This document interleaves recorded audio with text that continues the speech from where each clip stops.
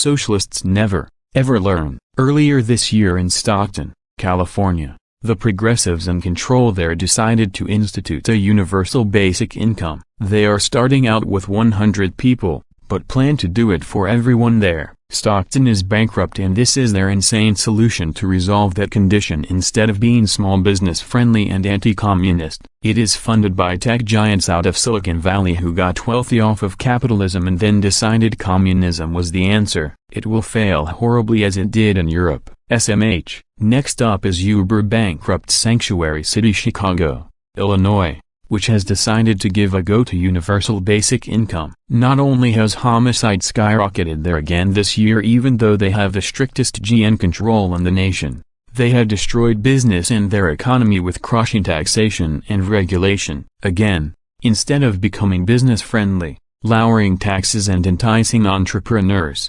Chicago's answer is to give everyone free money to placate them. It will cause crime to skyrocket even more and businesses to flee even faster. Just insane. Chicago Alderman Amia Pawar is the genius that proposed this legislation. It would start out with giving 1,000 families $500 a month, no questions asked. In a sane city, it would be squashed and fast, but not in liberal Chicago. It has the backing of the majority of city lawmakers, and Pawar hopes to soon work with Mayor Rahm Emanuel to implement the pilot program. Well, it will certainly speed up the throes of that progressive utopia. I say go for it. Nearly 70% of Americans don't have $1,000 in the bank for an emergency, Pawar said. UB could be an incredible benefit for people who are working and are having a tough time making ends meet or putting food on the table at the end of the month. You do get that higher taxation will pay for that and leave less money for those same people having trouble making ends meet,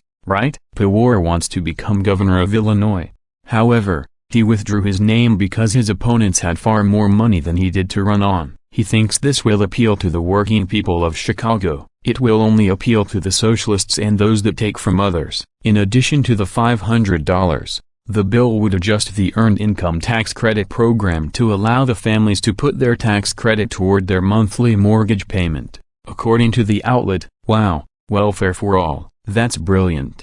Not. Leftists just keep on trying this over and over, hoping for a different result that never materializes. That's the very definition of insanity. No thank you. Pawar is taking a page from the rhetoric of tech giants and saying that we have to do this because of automation and the loss of jobs. We didn't do this during the Industrial Revolution and we survived. It won't work this time either. He says that companies such as Amazon, Tesla and other car manufacturers investing in technology have the potential to disrupt millions of jobs, that in turn would lead to more political destabilization. Sounds a lot like the same type of reasoning they used for climate change hysteria. Alaska has also done something similar since 1976, where they issue every resident of the state a check each year as part of the Alaska Permanent Fund, which is tied to oil revenue and varies on amount, but last year equaled $1,100 to each person. That's different. It's like profit sharing off the state's resources. I still think it shouldn't be done,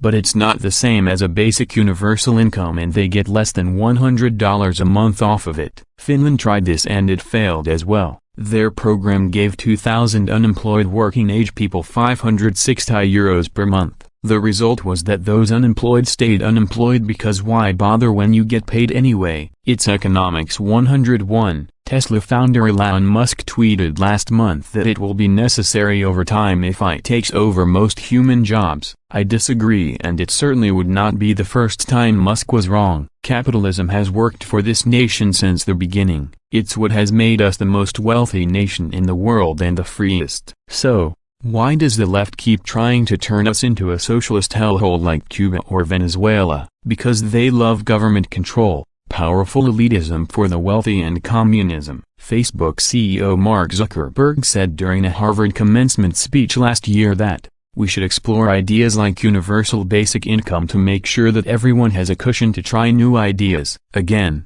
wealthy capitalist hearts Marxism.